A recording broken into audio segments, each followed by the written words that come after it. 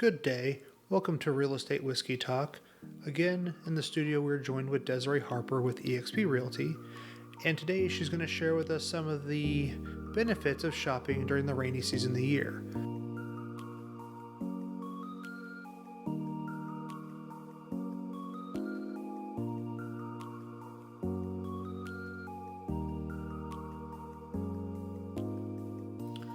Coming into the middle of the winter season, real estate seems to slow down just a hair.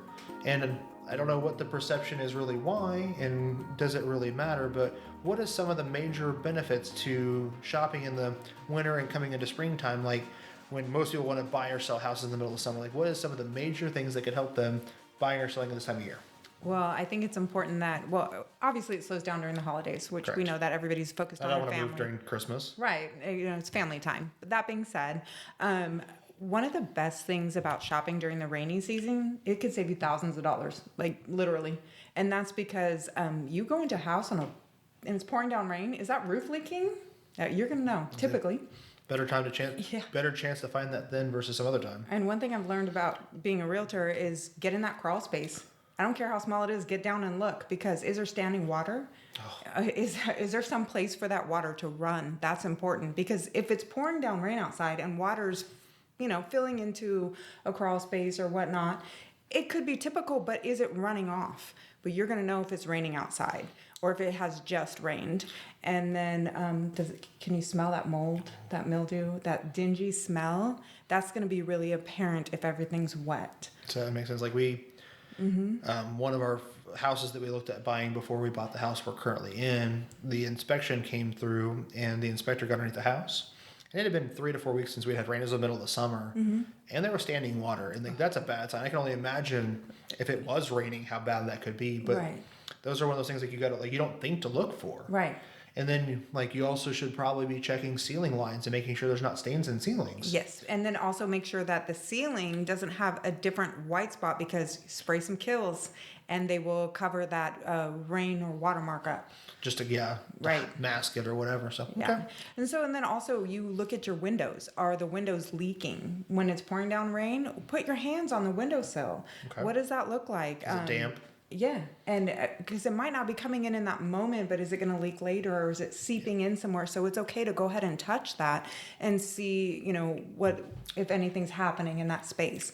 And then... So to caveat with that, you're talking about windows being damp. I know, a couple weeks ago when it went from 65 degrees to -1 and the wind at 40 miles an hour, there are 2 windows in my house that if I get near them, I can feel that draft. That draft, okay. So I would assume same thing with, if it is actually raining outside when you're there, there's going to be wind. You might also feel that draft of air. And our house is losing a lot of heat and a lot of air conditioning in the relative seasons, because our windows are not, they're 30 years old. They're doing the best they can, but I know going into that transaction, if you're buying or selling that property, to expect those things. And well, not only that, as a homeowner, it's a good thing for you to check these things as well. Yeah. But then also, if it is pouring down rain and you're looking at a house and you're outside as you're walking up, notice the gutters. Is there a pulling over the side? Yeah. Is there a problem with the gutter? It could just be leaves or whatever, and the gutters need to be cleaned, but that's something that you can request to be done. And then the downspouts, are they clogged? Is water flowing out of there? So and you could also the property one of the properties I just helped with, one of the downspouts, they had added an additional driveway around to the back of the house. Well, the downspout was not buried underneath that. So over 10 years of life, that downspout on the side of the house had been running water every time it rained directly over that driveway. So there's this really nice crack down that driveway now. And it is what it is, and it's superficial, it doesn't matter. But over time it could. Correct. And you can also see how that every property should shed water to some degree, and it should be designed where your downspout should not be pointing back to where the water's going to, if you're on a hill or a slope and you've got your downspout facing out at the hill, it's going to come right back to your property.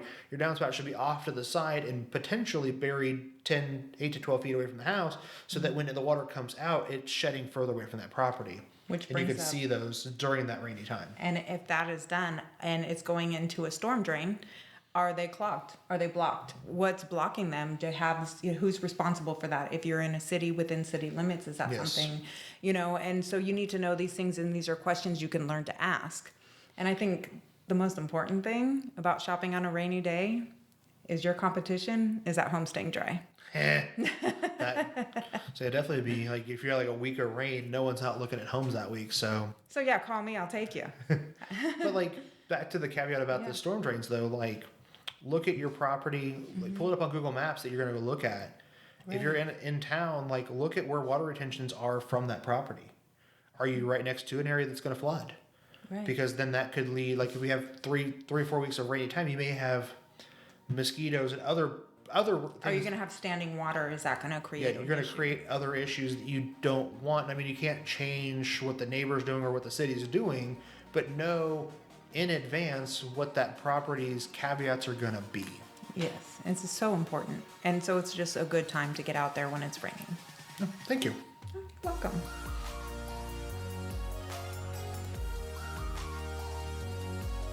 Thank you for watching to the end of this week's episode on Real Estate Whiskey Talk.